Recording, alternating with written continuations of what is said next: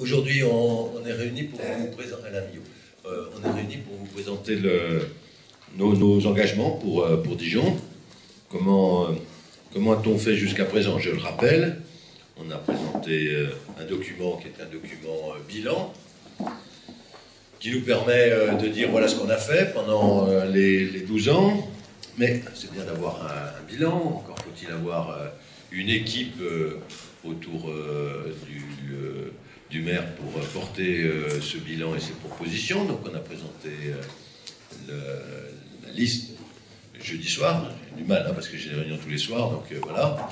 Et puis maintenant on vous présente les propositions. Et donc c'est le deuxième document de campagne, vous l'avez là. Il retrace de manière quasi exhaustive nos travaux, les travaux collectifs que nous avons faits pour présenter nos propositions, ce qui ne veut pas dire que ce qui est le budget commun disparaît, hein, je le dis à l'avance, parce que sinon on va dire essayez ça, voilà. Donc, et puis il y aura un troisième document qui arrivera.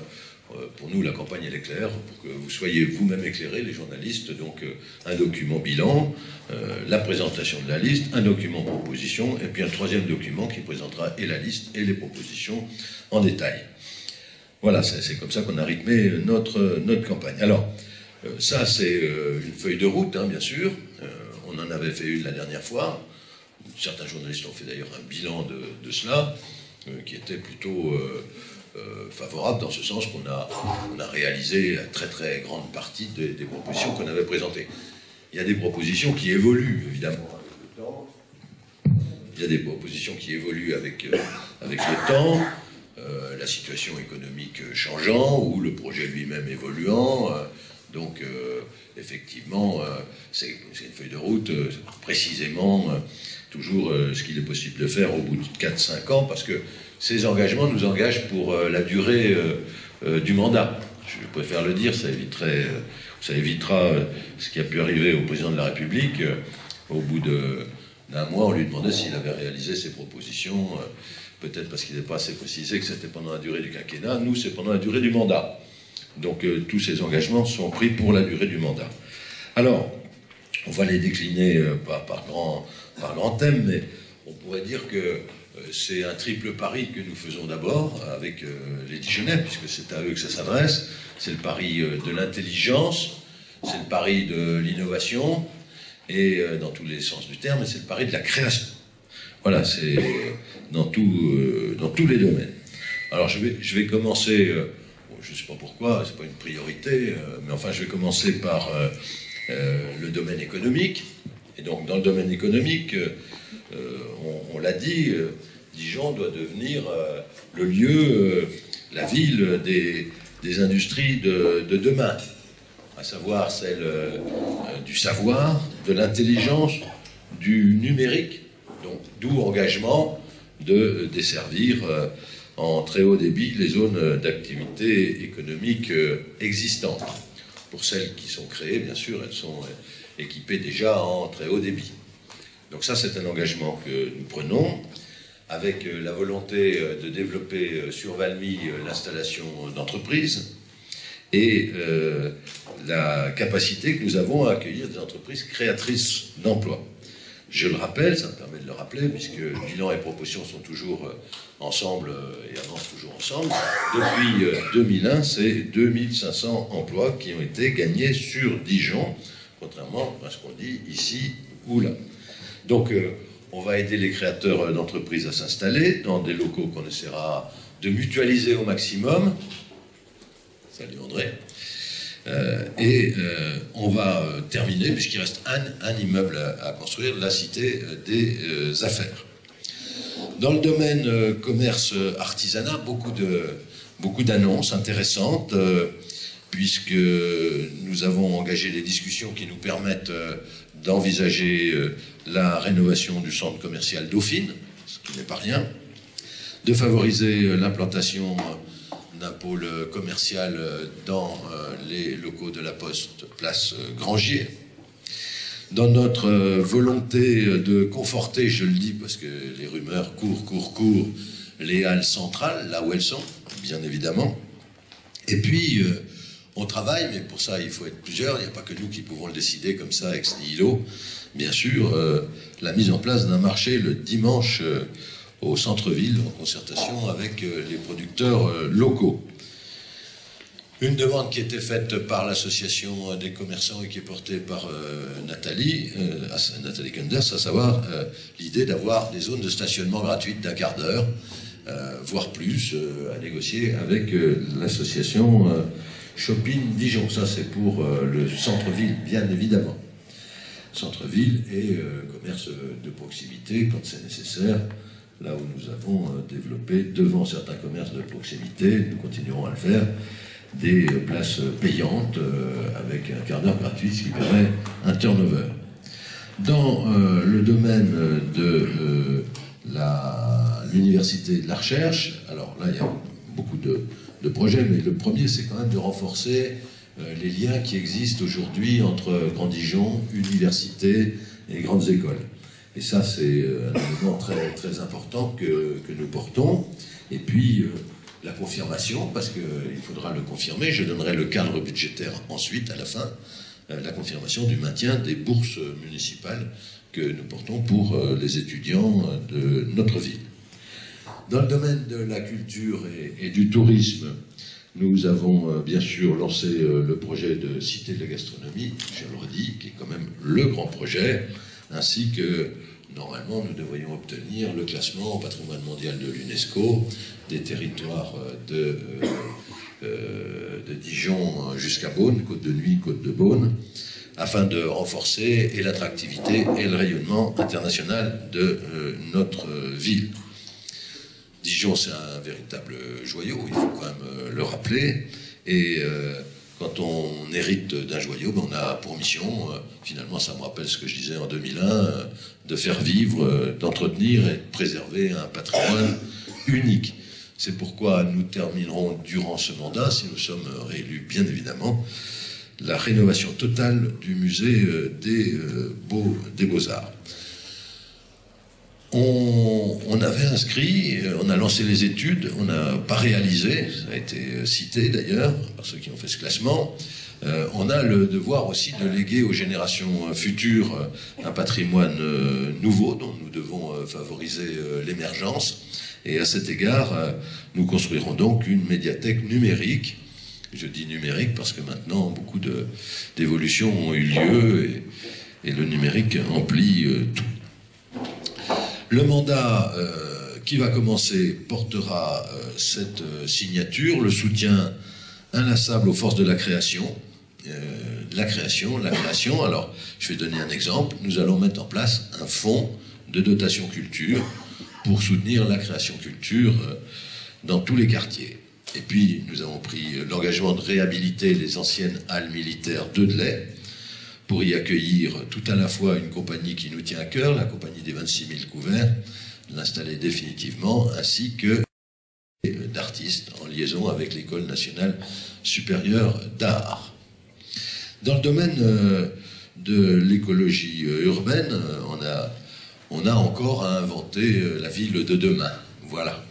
Et donc, par-delà le développement que nous avons voulu d'espaces verts, de jardins partagés dans tous les quartiers, n'est-ce pas, mon cher Laurent, on créera, et cela, la mission sera confiée bien évidemment au conservateur du Muséum Jardin des Sciences, un observatoire de la diversité, et même on pourrait dire de la biodiversité, parce que la diversité on l'a, biodiversité maintenant.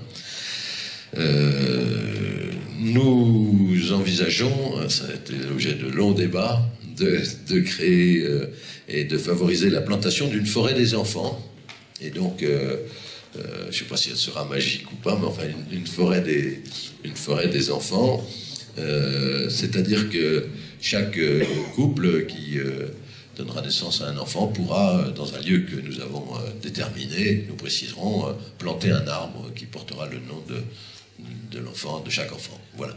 Donc il y aura une forêt des enfants. C'est aussi une manière de sensibiliser après les enfants à la diversité et à la nature.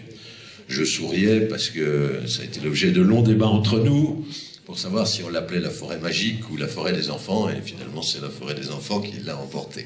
Magique semblant un peu suranné, on va dire. Voilà. Nous améliorerons encore, on l'a décidé, le centre-ville, la piétonisation du centre-ville. À cet égard, on aura des travaux qui sont en négociation aujourd'hui avec les commerçants sur l'aménagement en zone partagée de la rue Charrue, merci. Et puis, nous poursuivrons l'embellissement des places, de celles qui n'ont pas encore été terminées, même si on en a fait beaucoup. Et donc, je citerai la place Grangier.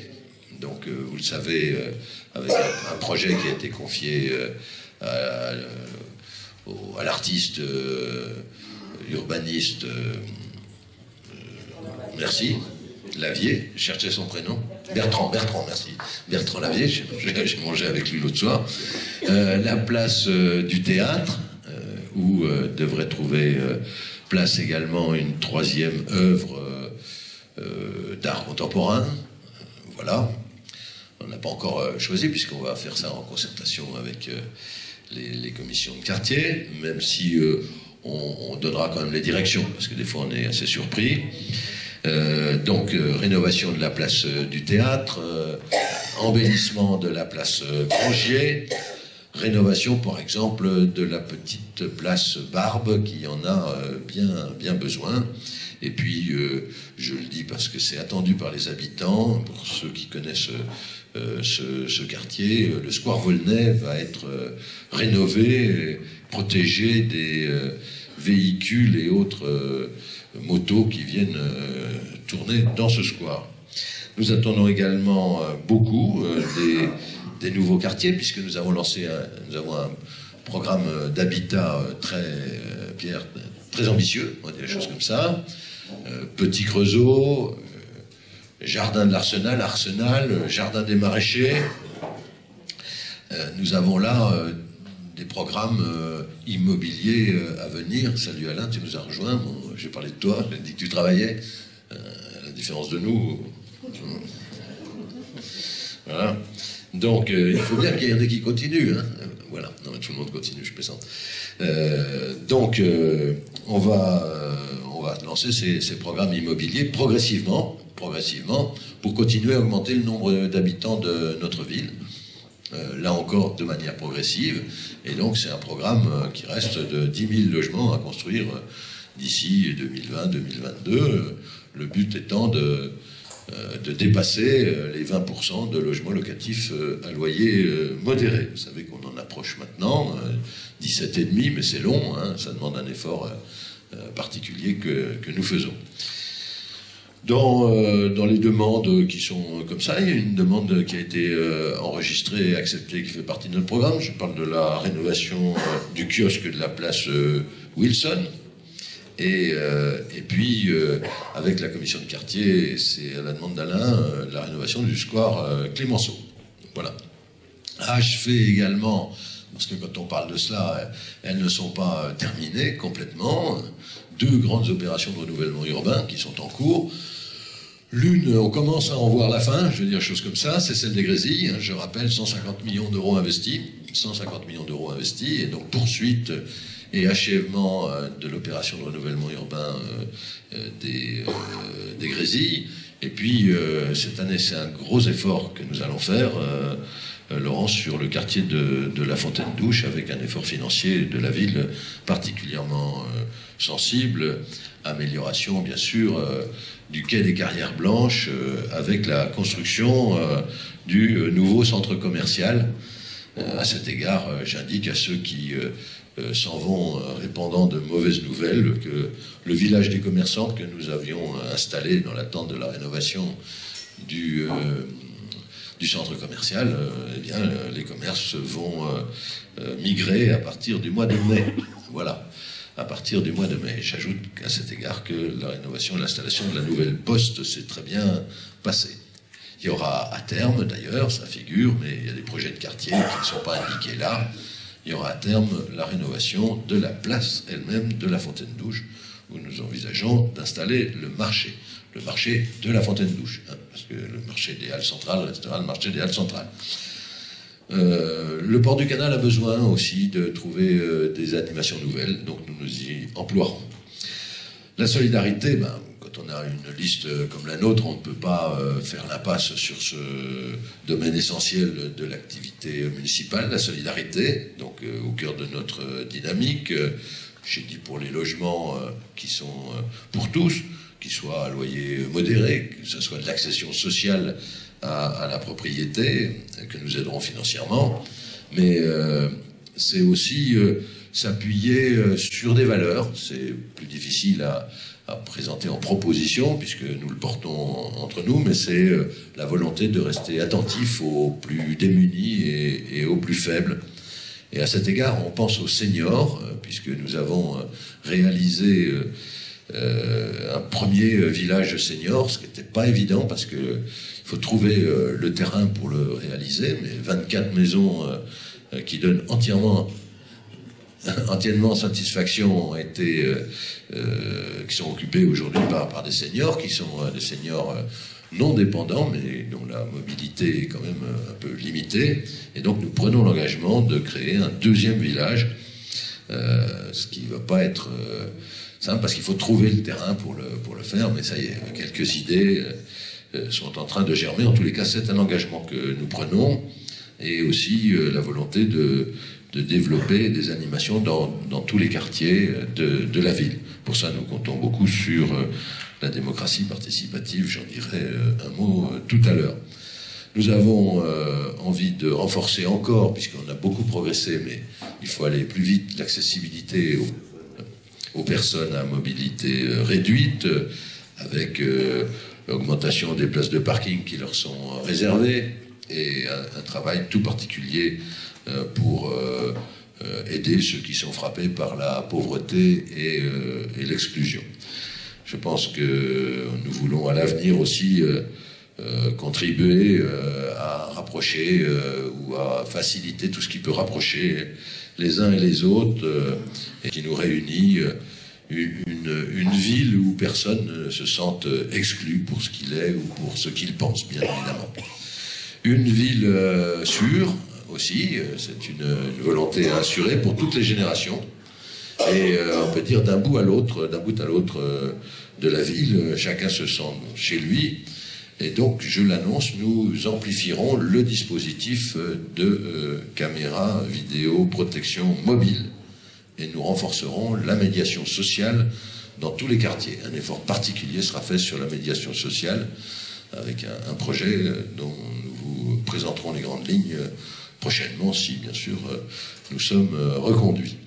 Une ville propre, c'est nécessaire, et la ville de Dijon est propre, elle est même très propre, contrairement à ce que je peux encore entendre ici ou là. Il suffit de voir, mais je crois que le journal local, le Bien Public, publie souvent l'été les commentaires des gens qui viennent visiter notre ville. Et le premier constat qu'ils font, c'est une ville où il n'y a pas de tag, je vous signale, une ville où les tags sont enlevés en 24 heures. Je ne trouverai pas beaucoup de villes en France comme cela, une ville propre. Et donc, nous renforcerons les brigades vertes qui ont été mises en place pour lutter, alors contre, bien sûr, les pollutions, mais la pollution de l'air aussi et du bruit avec la création de zones 30 que nous favoriserons dans les quartiers. Pour autant, sans marcher sur le plate-bande d'autres candidats qui disent n'importe quoi, ça peut peut-être faire rire un moment, mais c'est pas là. Le but, nous voulons une ville animée, une ville de loisirs. Donc, nous créerons bien sûr une grande manifestation pluridisciplinaire qui aura pour lieu et pour site la cité de la gastronomie. Nous envisageons aussi d'organiser, on va encore nous dire qu'on copie d'autres, non pas une nuit blanche, mais une nuit de la culture. Et donc, il y aura... vous avez vu comment le succès que rencontre la nuit des musées, etc. Et donc, nous ferons une grande manifestation que nous appellerons la nuit de la culture. Avec cela, il faut quand même penser aux équipements, et donc nous allons lancer l'extension de la vapeur pour que la vapeur retrouve, on peut dire, la place qu'elle doit avoir dans l'espace des musiques amplifiées de notre région.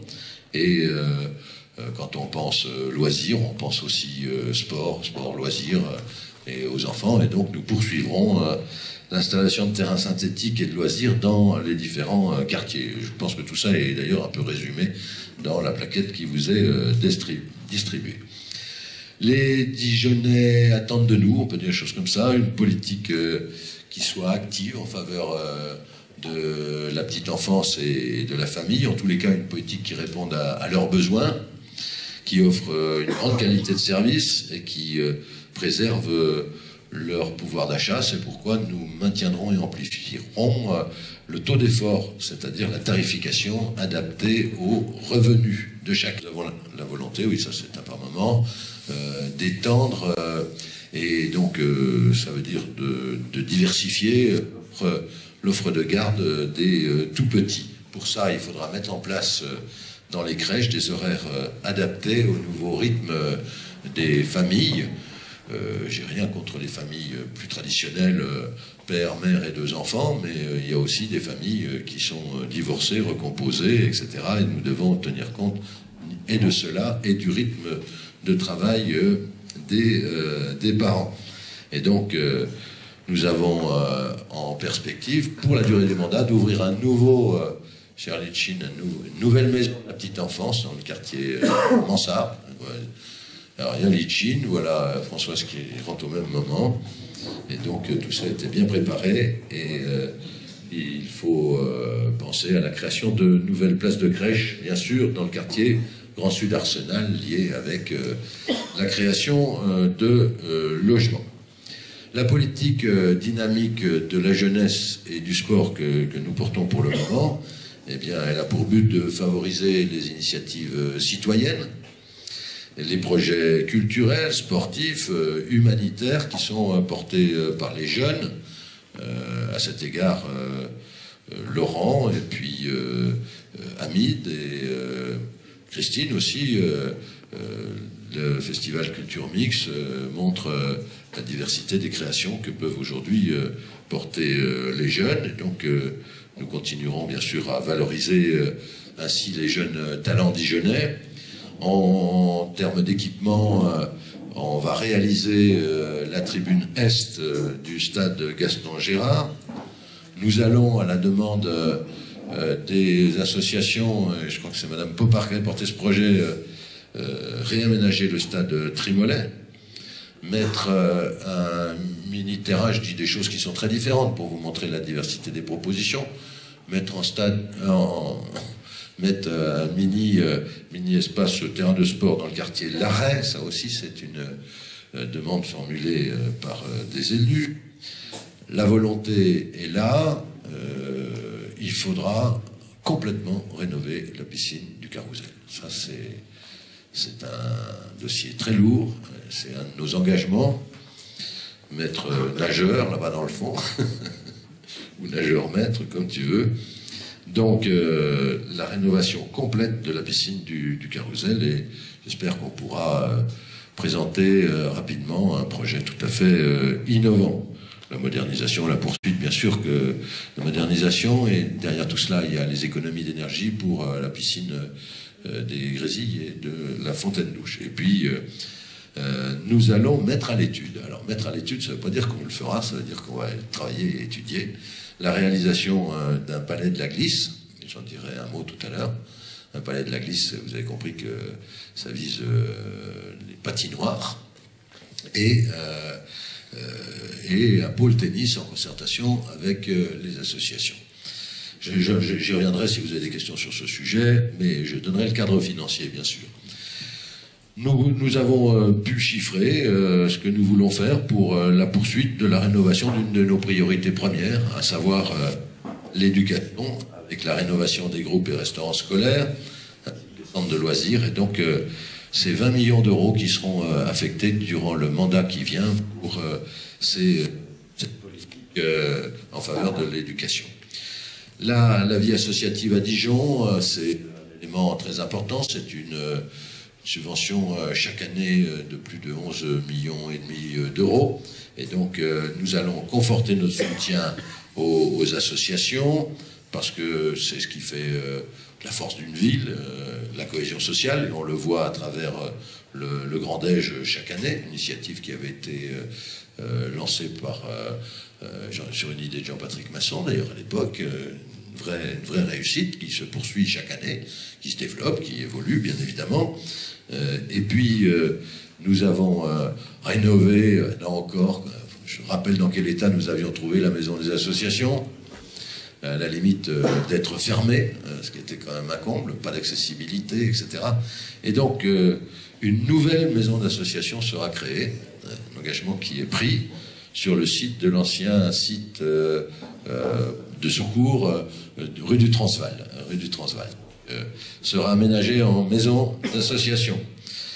Politique, alors si on prend des politiques un peu plus transversales, alors une politique transversale, c'est une volonté que nous allons afficher, amplifier, moderniser.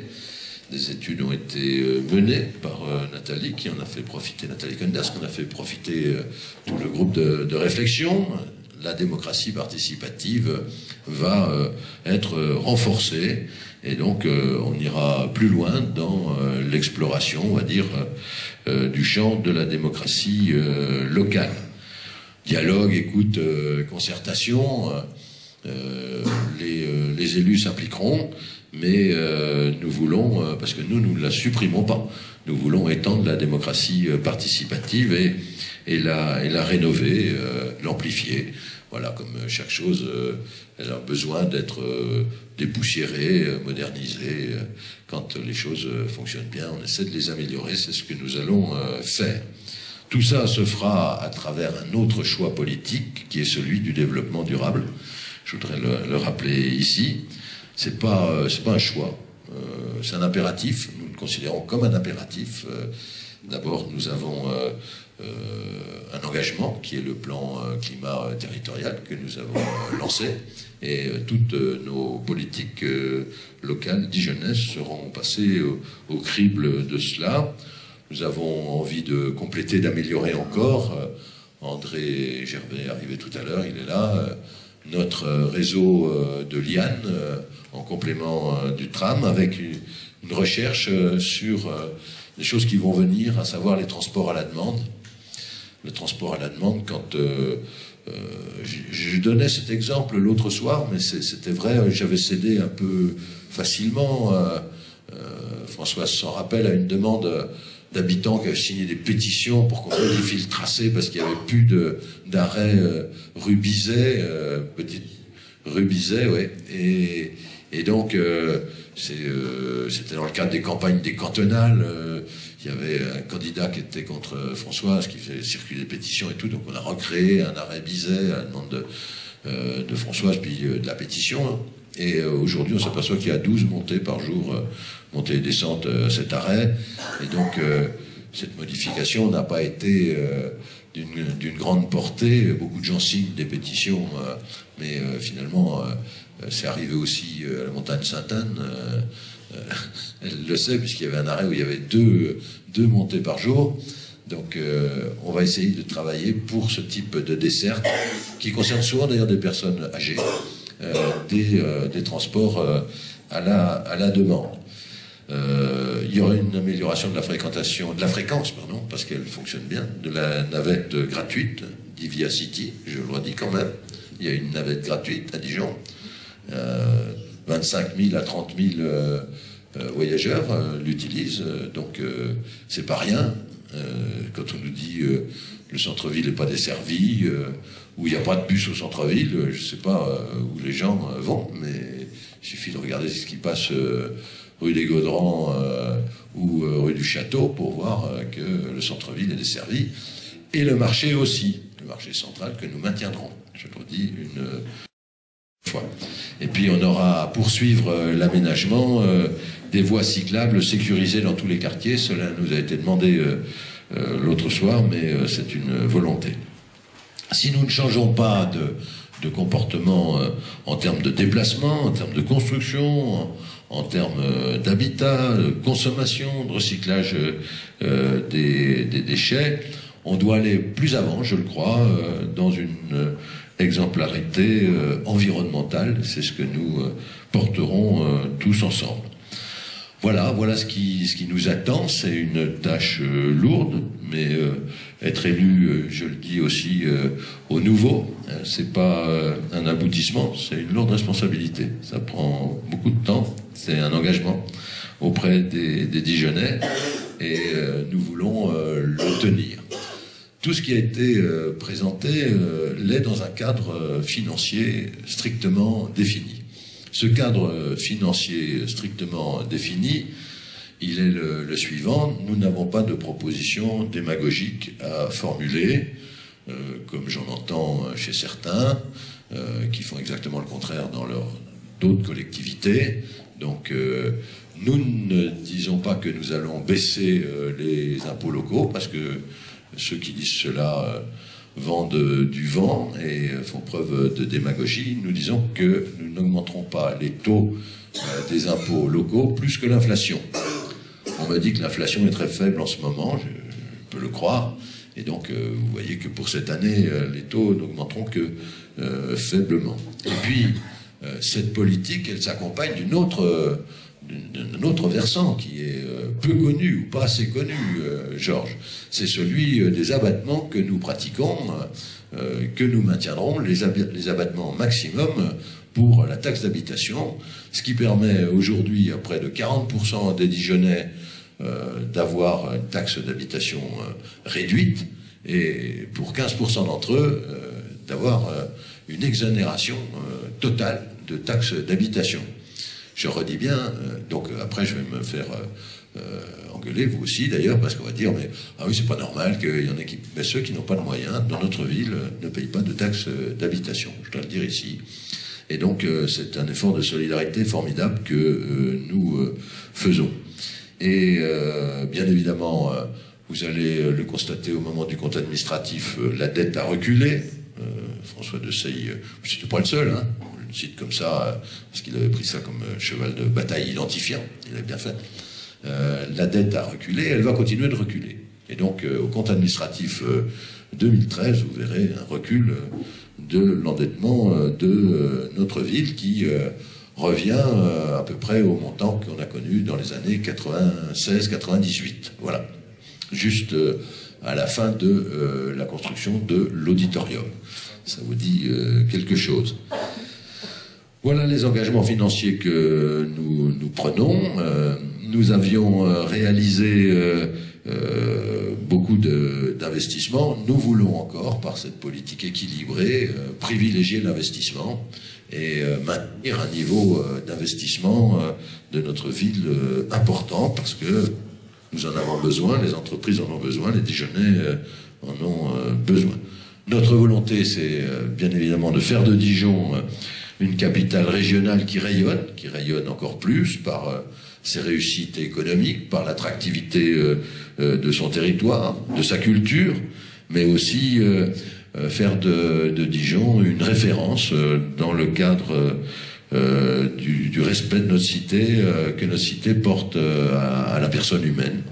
C'est cette double image que nous voulons porter pour Dijon, adossée à nos valeurs et celle d'une ville douce à vivre. Voilà, rapidement présenter l'ensemble des propositions. Vous les retrouverez plus détaillées dans ce magazine. Je n'ai pas parlé du miel que nous poursuivrons. Au moment où on dit qu'il n'y en a plus beaucoup, nous on en fait. Des différents projets dans les quartiers, bien évidemment. Voilà, mais j'ai voulu donner les grandes lignes. Ce qui existe et ce qui fonctionne, on le gardera. Voilà.